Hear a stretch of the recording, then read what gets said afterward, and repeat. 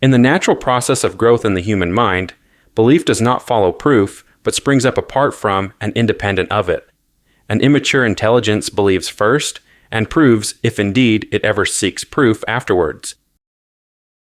In ancient Greece, the oracle at the temple of Apollo in Delphi pronounced Socrates the wisest of the Greeks. Socrates took this as approval of his agnosticism, which was the starting point of his philosophy. "One thing only I know," he said, "and that is that I know nothing." Puzzled by the priestess's statement, Socrates felt obliged to seek the meaning of her remark. Socrates set out to question others who had a reputation for wisdom or knowledge because he believed the gods were wise, and there must be a reason he was called the wisest of the Greeks by the priestess of Apollo. He came to see that he was wiser than these wise men, because unlike them he did not claim to know what he did not know. Plato's dialogues profess to be depictions of Socrates in conversation. From the dialogues we get the dialectical form known as the Socratic Method. The Socratic Method is a form of cooperative dialogue between individuals where asking and answering questions stimulates critical thinking and draws out ideas and their underlying presuppositions. By eliminating faulty definitions or ones that lead to contradictions, one can approach the truth and act more cautiously in its pursuit. What Plato tried to combat with his writings on Socrates was ignorance. According to the English philosopher John Stuart Mill, what Plato objected to was the tendency of people to view commonly held sentiments as ultimate truths. It was the acceptance of traditional opinions and current sentiments as an ultimate fact, and banding of the abstract terms which express approbation and disapprobation, desire and aversion, admiration and disgust, as if they had a meaning thoroughly understood and universally assented to. The Socratic Method is an activity, not a system or set of beliefs. Socrates sometimes defined an elusive concept by comparing it to its opposite.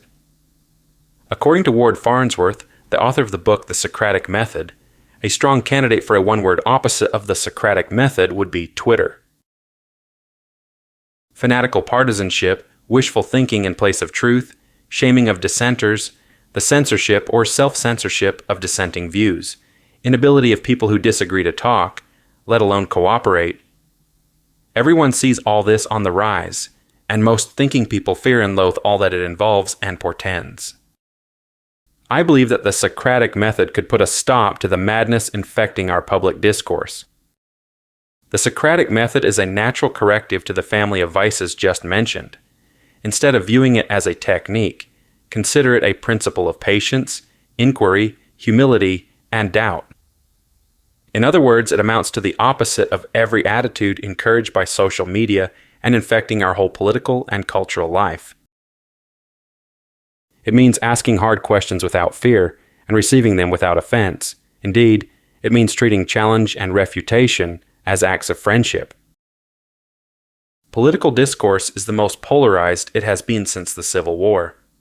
Our technologies for communication have made open and honest conversation more difficult, especially on social media, where quick judgments and overly emotional reactions are encouraged and even rewarded.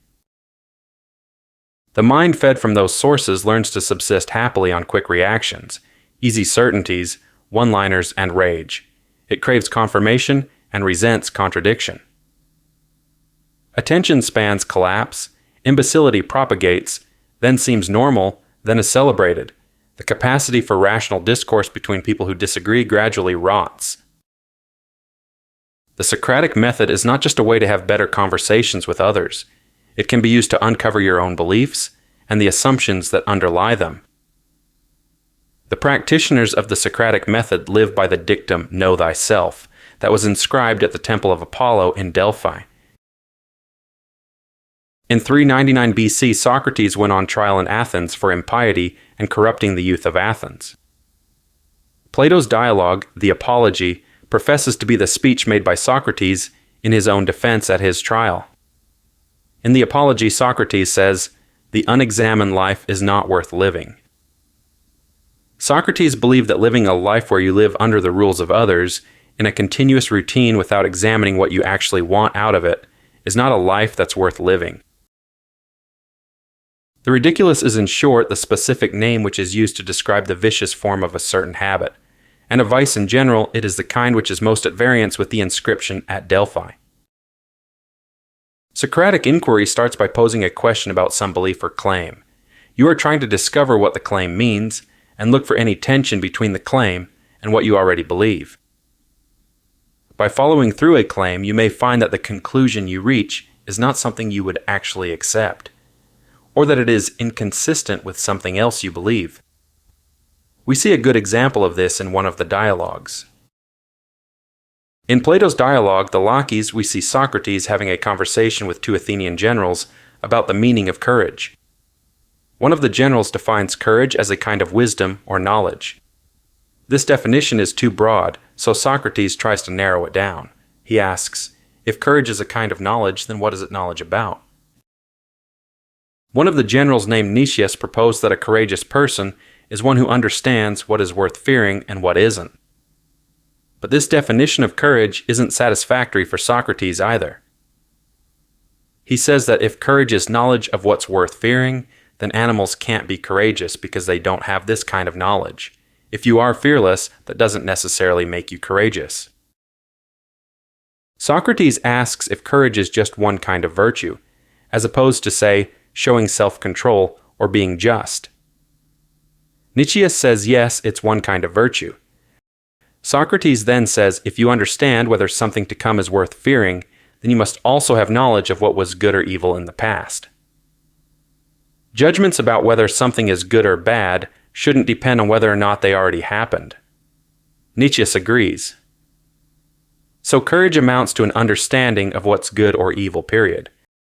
Nicias concurs with this. But if this is true, then people who have knowledge have more than courage. Since they understand the nature of what is good and evil, they would also be just and pious.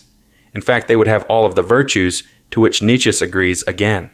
But courage is only one kind of virtue, and now with this definition, it is every virtue, along with absolute knowledge of good and evil.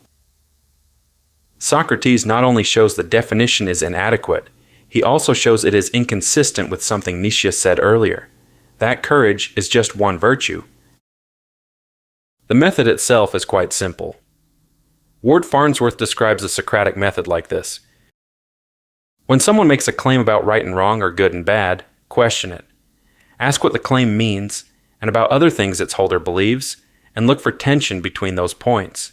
Show with your questions that the claim must be in some way unsatisfactory to the person who made it.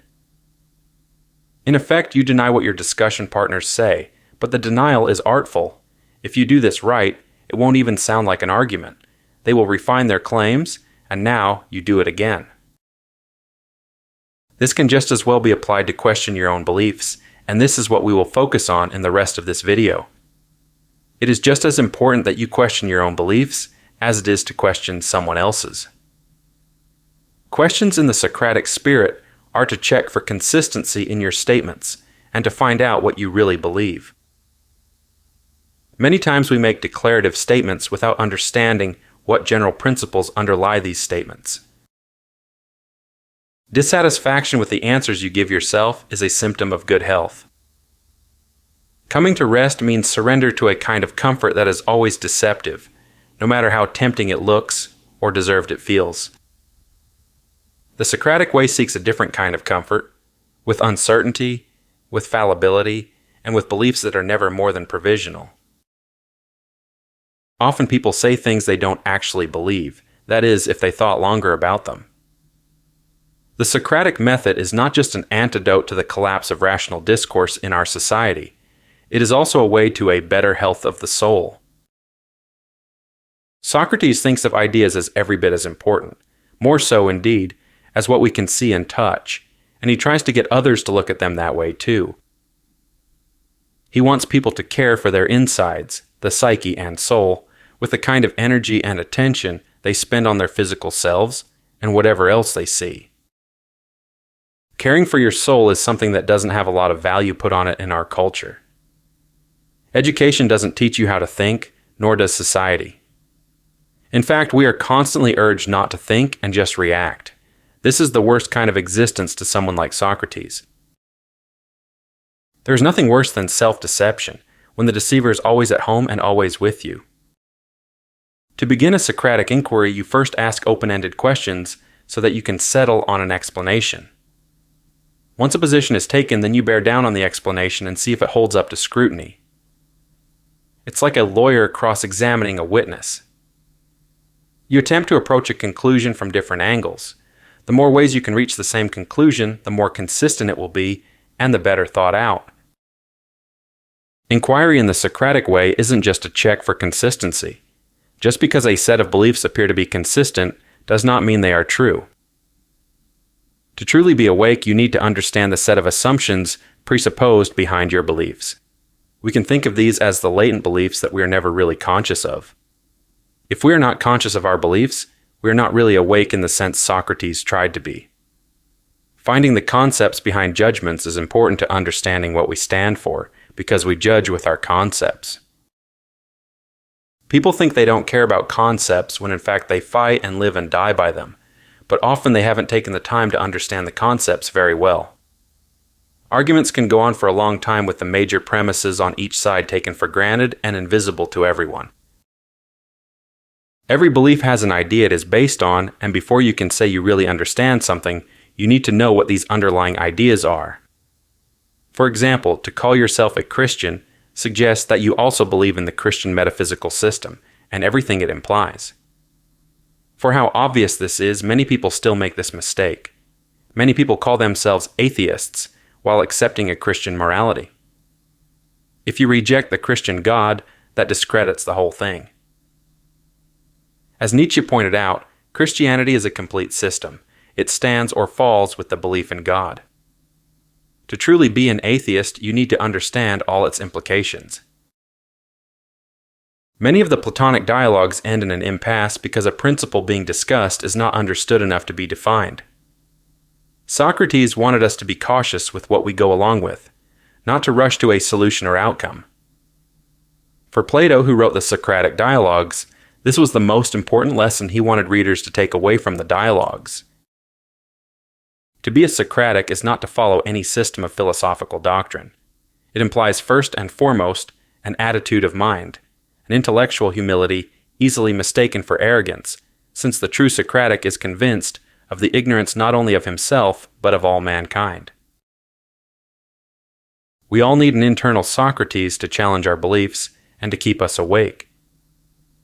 This adversary within the self that questions and keeps you from getting comfortable with your convictions is what Nietzsche referred to as an intellectual conscience. For Nietzsche, it is not about having the courage to hold a certain conviction, but rather to have the courage to attack your convictions. To prove a conviction is quite senseless. Rather, it is important to prove that one has a right to be so convinced. What Plato shows with his dialogues on Socrates is that the search for truth never really ends. The point here is not to reach any conclusions, but learn more about how you think. Socratic Method is a correction for the bad habits of the mind when left to itself. The Socratic Method is a potent antidote against that particular form of stupidity, which involves a love of holding opinions. In this case, the bad habit is the love of holding opinions. It feels good to know what you think. When people turn to philosophy, they usually want more of that pleasure. If not more of what they already think, then something else to be sure about. But in his view, our most urgent problem is that we're certain when we shouldn't be and think we know what we don't. The Socratic Method doesn't replace your current opinions with better ones. It changes your relationship to your opinions. It replaces the love of holding them with the love of testing them. The love of holding opinions is a fundamental problem plaguing our society today. We are constantly tempted into the bad habit of making quick judgments and shunning those who think freely or hold different opinions. The practitioner of the Socratic Method thinks in questions, is at home with uncertainty, and knows how to value a search that doesn't end. Finally, the reason why the Socratic Method is so powerful for testing your own beliefs, or those of others, is because it is hard to argue when you are in contradiction with yourself. If someone shows you that your views contradict certain facts, you can doubt the evidence. If someone shows that your views are in conflict with new information, you might doubt the data. When your beliefs are in conflict with each other, it's uncomfortable in a more direct way. You can't attack the author of the study. Socrates views internal contradiction as a kind of moral contradiction. The particular kind of illness that Socrates warned against, and that is widespread in our society, is the kind of ignorance which has conceit of knowledge. Social psychologists David Dunning and Justin Kruger discovered a cognitive bias in which people with low intelligence overestimate their abilities, while people with higher intelligence tend to underestimate their ability. This bias is called the Dunning-Kruger effect. To Socrates, we all overestimate our knowledge, so before real learning can take place, we first need to be made humble about what we actually know.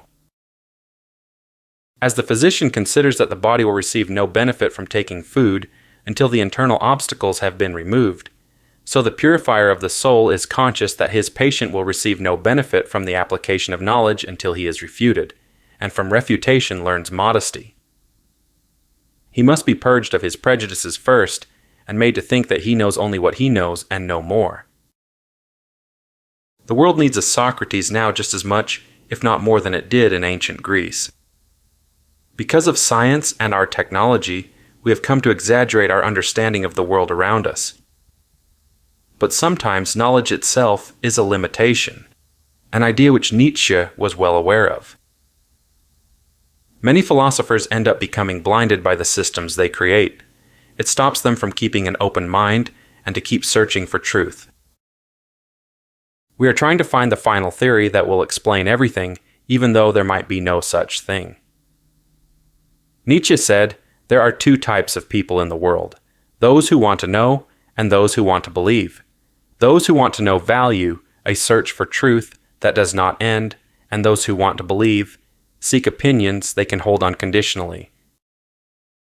Soren Kierkegaard, in his Sickness unto Death, wrote, "It never occurs to anybody that what the world needs, confused as it is by much knowing, is a Socrates. But that is perfectly natural, for if anybody had this notion, not to say if many were to have it, there would be less need of a Socrates. What a delusion most needs is the very thing it least thinks of, naturally, for otherwise it would not be a delusion.